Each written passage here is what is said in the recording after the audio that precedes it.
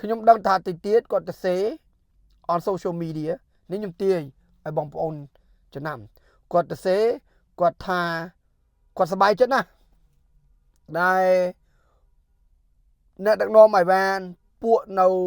អីវ៉ានចង់តវ៉ាជាមួយគាត់ឲ្យគេពេលវេលាទៀតពេលវេលានេះជាពេលវេលាដែលពួកយើងជុំវិញសហរដ្ឋអាមេរិកជុំវិញពិភពលោកក្នុងការរៀនយល់អំពីល្បិច Donald Trump គាត់ជាមនុស្សម្នាក់ដែលថ្ងៃនេះ will show you គាត់ជាណាគេខ្ញុំជឿទី1គាត់អត់ហ៊ានទេនេះជាពាក្យចេញពីមាត់ខ្ញុំគាត់អត់ហ៊ានទេគាត់អត់ហ៊ានតម្លាក់ខួបបែកចំអីវ៉ានទេគាត់អត់ហ៊ានទេនេះមិនមែនខួបបែកធម្មតាដែលទឹមកើតឡើងដាក់លើស្ពានចំអីណានេះមិនមែននេះជាខួបបែកមួយដែលតាក់ទងរឿងគាត់បានទៅសេស្លាប់ប្រជាពលរដ្ឋស្លាប់ everyone in Iran ខ្ញុំដឹងថាគាត់អត់ហ៊ានទេ but this is my opinion I might be 100% wrong ខុស 100% ប៉ុន្តែខ្ញុំគិតពិចារណា this is his trick this is his debate and រឿងនេះជារឿងកំសត់តាក់ទងរឿងពួកអីវ៉ានគេអត់ខ្វល់គេអត់ខ្លាចគេអត់ភ័យពីពួកគេស្គាល់គាត់ដូចពួកយើងស្គាល់គាត់ដែរអញ្ចឹង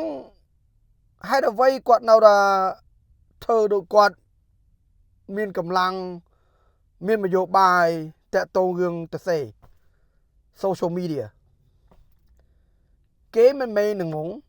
គាត់មិនមែននឹងងងសិតតែអ្នកអត់ងងអញ្ចឹងចង់បញ្ចប់ចំណេញណាគេមិនបានធ្វើអ្វីយើងដាក់យើងនៅសហរដ្ឋអាមេរិកតាំងពីដើមរឿងនេះតាក់ទងរឿងដូចខ្ញុំប្រាប់បងប្អូន Jeffrey Epstein ឥឡូវនេះព័ត៌មានឲ្យស៊ើបមើលឲ្យនិយាយរឿងគាត់នឹងអីវ៉ានប៉ុន្តែ that doesn't mean Jeffrey Epstein story going to go away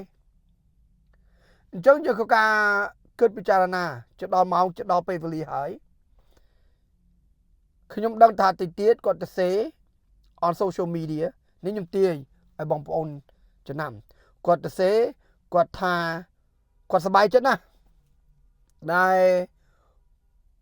អ្នកដឹកនាំអីវ៉ានពួកនៅអីវ៉ានចង់តវ៉ាជាមួយគាត់ឲ្យគេពេលវេលាទៀត That's what he gonna do គាត់ឲ្យពេលវេលាគេទៀតខ្ញុំត្រូវអខុស comment down below ប៉ុន្តែខ្ញុំហ៊ានធានា he's gonna write on social media អួតគាត់ខ្លួនគាត់ថាគាត់ប្រកែណាស់ឥឡូវនេះគេចង់តវ៉ាទៀតហើយប៉ុន្តែ that's the same thing it keep happening like that យល់ទេបងប្អូន no one win no one lose done comment down below